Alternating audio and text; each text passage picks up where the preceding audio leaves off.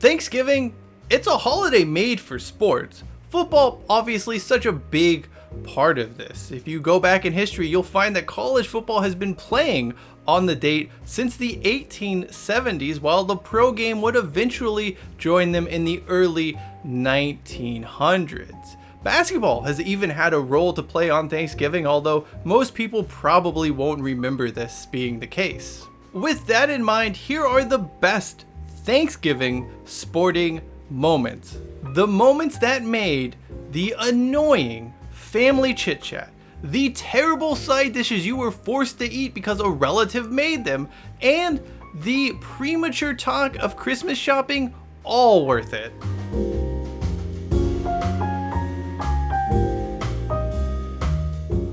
It wouldn't be Thanksgiving without the Detroit Lions. In the 1990s, that meant a healthy helping of Barry Sanders. His 1997 performance against the Chicago Bears was arguably Sanders' most dynamic effort on Thanksgiving Day. He was at his juking, whirling best on this occasion. A 40-yard run before halftime really showcased Sanders' just incredible abilities. Apart from that 40-yard run though, the first half of this contest was quite odd when you actually go back and watch it. The Lions trailed for basically the entire half, and Sanders only had 8 carries, most of which didn't do much apart from his touchdown run. That all changed in the second half with their star running back just gashing the Bears regularly throughout the 30 minutes of what would eventually be a 55-20 victory for Detroit. All hell broke loose when Texas A&M announced that it was leaving the Big 12 and joining the SEC along with Mizzou. Texas in particular was extremely pissed at their in-state rival, and basically they could come to no agreement about continuing their rivalry series on the gridiron. The two schools ultimately went into their 2011 Thanksgiving matchup hell-bent on never playing each other again if possible. For all anyone knew, this was likely to be their last game, at least for the foreseeable future. If that were to be the case, this final showdown in 2011, well, it was kind of for all the marbles. Boy, did it not disappoint in that regard though. The Aggies and Longhorns played with intensity at Kyle Field on this night. Texas A&M went ahead 25-24 with less than 2 minutes remaining. That turned out to be way too much time for the Longhorns, who had no issues navigating down the field as the clock wound down. Justin Tucker, of all people, would nail a field goal as time expired to clinch the victory for Texas in this monumental rivalry game that was really the last of an era. 3 catches, 3 touchdowns, 163 receiving yards, and 1 2-point conversion reception. It's possible that some folks out there missed everything Randy Moss did on Thanksgiving Day in 1998 because they had to take a bathroom break or needed to check something in the kitchen. Hell, Moss's name isn't even on the stat sheet in the second and fourth quarters of the game. It's like he might as well have not been there or been playing. The legendary wide receiver may not have had a huge volume on this Thanksgiving Day encounter, but you cannot ignore just how impressive a hat trick of 50-plus yard touchdowns was. I mean, it was pretty spectacular and just another one of Moss's incredible moments during his rookie season. Let's stay with Thanksgiving 1998. Spare a thought for Phil Luckett, a very capable referee who had a terrible, lousy, no good 2-week stretch that began with this matchup between the Pittsburgh Steelers and Detroit Lions. Despite being a competitive game, the only thing anyone remembers about this showdown is the overtime coin flip. As you would expect, that is not a good thing. Steelers running back Jerome Bettis appeared to say tails when calling the toss in the air, as was the rule at the time. When the coin landed on tails, Luckett then turned to the Lions and asked what they wished to do. Detroit obviously chose to receive and promptly won the game. Everyone was so confused about what happened, and unfairly made fun of the NFL official for really weeks and years on end because of this perceived blunder. We now know Luckett didn't actually make a mistake, as Bettis went on the call head tails. That of course is nothing, and per NFL rules, an official was supposed to go with the first thing a player said during the coin toss, in this case being heads. Luckett actually clearly explains what happened here to then Pittsburgh head coach Bill Cowher.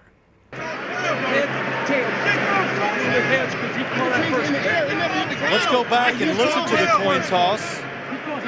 Despite all of this and Luckett being correct and Jerome Bettis actually being the one who made the bonehead mistake, the NFL, really everyone just loves to stick it to the poor old NFL official years later, decades later even.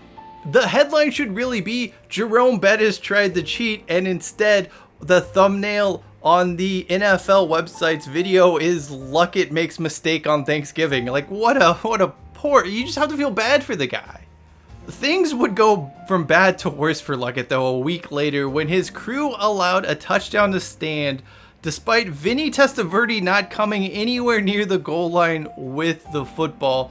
Look, Luckett was right about the coin toss, but I can't defend him letting this touchdown decision stand at all. It actually was the key reason instant replay was brought into the NFL in 1999 for the second time. Okay, I know what some of you are going to say, and yeah, you're right. This moment, this Thanksgiving moment, did not technically happen on Thanksgiving, but I've always felt college basketball and Feast Week were an important part of the Thanksgiving celebrations. Like, I can't imagine Thanksgiving without college basketball, even if the sport doesn't play on the holiday date itself.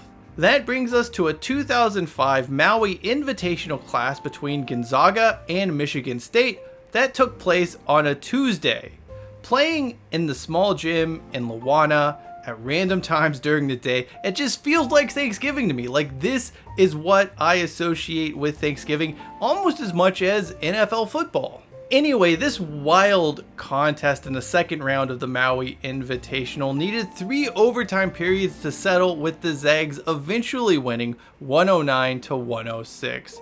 What I remember most about this contest was Adam Morrison being at the height of his powers, scoring 43 points and a myriad of different interesting and creative ways. Look, you can say whatever you want about Morrison's pro career, but he was an absolute legend in college basketball history, and this showing at the Maui Invitational during Thanksgiving week of 2005 is just proof of that.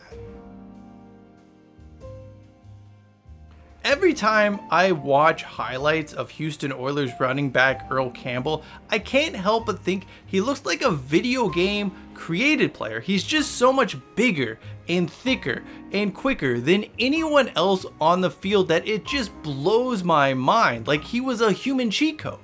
On Thanksgiving 1979, his Houston Oilers visited the Dallas Cowboys in a pretty rare matchup between the in-state rivals. This was not to be a festive occasion for the Cowboys, who were single-handedly thumped by Campbell. He rushed for 195 yards and 2 touchdowns on 33 carries. At one point during this game, Campbell tries to go over a defender, ends up landing like directly on his neck. It looks like he should be paralyzed, but gets up as if it is nothing. Like, dude was a machine. The offensive performance for Houston outside of Campbell wasn't pretty, but this was certainly a memorable Thanksgiving sporting moment nonetheless. The ending to the 2019 Egg Bowl remains one of the most surreal sporting moments I've ever watched. It was just such a hectic, amazing, confusing 3 or so minutes of time. Most people probably know how this starts. Ole Miss wide receiver Elijah Moore scores a touchdown with 4 seconds left in the game to cut Mississippi State's lead down to 1. He then proceeded to crawl on the ground before mimicking a dog pissing because of bulldogs, get it? The wide receiver was unsurprisingly flagged for an unsportsmanlike conduct penalty because this is college football, and that would push the extra point attempt back by 15 yards. After the penalty, things are going completely bonkers. Moore is walking down the sidelines rocking an NWO World Heavyweight Championship belt, getting props from teammates as fans are making a cacophony of noise before this crucial extra point that went from being a chip shot to being a real dicey proposition. On the field, Ole Miss kicker Luke Logan looks like a college kid in a horror movie who sees the serial killer for the first time and realizes he's about to die. Eventually, a teammate sees this look and approaches him about it, where Logan unconvincingly says, "I got this." He did not have this. The 35-yard extra point sailed wild right, and Mississippi State went on to win the game by a single point. Although fans had already stormed the field even though there were still 4 seconds remaining in the game. This was absolute scenes, and this to me is one of my favorite personal moments in not just Thanksgiving sporting history, but all of college football. The NBA has held games on Thanksgiving Day as recently as the early 2000s, but the league eventually just punted on this tradition, realizing it was no match for whatever the NFL wanted to do. However, one of the National Basketball Association's greatest and maybe most important games was played on Thanksgiving Day all the way back in 1949. The 5-overtime thriller between the Anderson Packers and Syracuse Nationals set all kinds of basketball records, one of which still stands to this day, that being most personal fouls committed in a single game. There isn't really a consensus on just how many fouls actually happened in this matchup. Some reports say 122, others have the number in the 110s. Either way, people were just hacking the crap out of each other during this game. Beyond that though, it was the highest scoring game in NBA history. It featured some of the best performances in NBA history for at least the first few decades of the league. It was just a really wild encounter. Like most good Thanksgivings, this game even had a bit of controversy mixed in. Anderson protested the result, claiming Syracuse had committed an illegal substitution at some point during regulation. Like most NBA game protests, this was eventually dismissed by the league, and a Nationals victory was eventually confirmed. Number 1 in the country versus number 2 in the country on Thanksgiving Day. What more could you possibly ask for? Nothing really. This showdown between top-ranked Nebraska and second-ranked Oklahoma was essentially a national championship decider, or at least eliminator. I actually decided to go back and watch this game in full just to see how well it holds up today. The thing with a lot of these older games is that they don't really keep you interested in modern times. It's just slower, the pace is slower, the athleticism isn't as good, the strategy isn't there. Not all of these older games that are hailed as remarkable or billed as just legendary, they just don't play in modern times for whatever reason. I will give credit to the game of the century for this. It actually is still entertaining to watch more than 50 years later, and it was massive at the time. In fact, this game between Nebraska and Oklahoma brought in what was the highest or largest ever audience for a college football matchup at the time. It was a back and forth contest played physically and with a sense of urgency. Nebraska rushed out to a 14-3 lead, but Oklahoma would go into halftime with a 17-14 advantage. The second half was more of the same. The Cornhuskers would go on to score 14 straight points before Oklahoma matched that with their own 14-point run as well. With the score 31-28 in favor of the Sooners, the Cornhuskers drove down the field and punched in a touchdown with 98 seconds left, taking the lead once and for all. Oklahoma, they tried to muster one final score on their last drive, but couldn't really move, and that was the ball game. Was it the game of the century? I doubt it. I don't see it as being the best football game played during the 21st century, but it was entertaining nonetheless and one of the better sporting events to have ever taken place on Thanksgiving.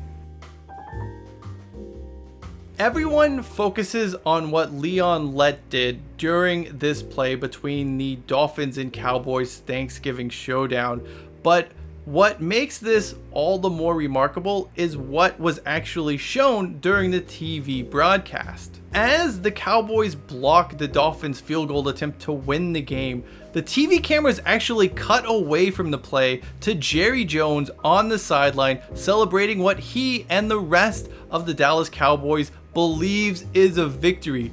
Oops. So yeah, about that. No one seems to realize that Lett's inexplicable touching of a block kick has gifted the Miami Dolphins a second chance to win the game after they recovered the ball. The play itself seemed to puzzle Ed Hockley and the other NFL officials here, who needed quite a bit of time to sort of diagnose and understand what just happened and what rules were to be applied to the situation, because I don't think they have and ever saw something quite like Leon Lett doing this. Eventually, everything was sorted out. Ed Hockley made one of the longest referee announcements you will ever hear. The field goal was touched beyond the line by the receiving team. The kicking team then recovered the ball in the field of play and slid into the end zone. However, since the ball was still a kick, it's down when the kicking team recovered the ball. The kicking team gets awarded the ball at the spot in the field of play, first down. And the Dolphins got the ball back, kicked the field goal, and Jerry Jones, well, he was not so happy on this Thanksgiving Day. I contend that if the butt fumble had happened just on any given NFL Sunday during the regular season, just your typical 1 p.m. Eastern Standard kickoff time game, it would never have become the part of football lore it now stands as.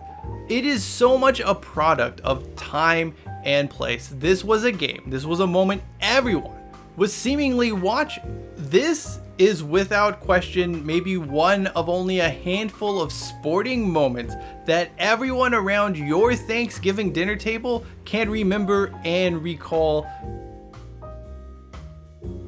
There you have it, a look at the 11 greatest sporting moments on Thanksgiving, or on the Tuesday before Thanksgiving in the case of college basketball. But hey, it's my list and I make the rules here. That does it for me. I'm Cheyenne Hollis. This is the Touchback. Have a very happy Thanksgiving, unless you're watching this video in like February or June or some non-Thanksgiving season time, at what case you can just ignore that last part. But whatever you do, as always, make sure you hashtag take it out to the 25.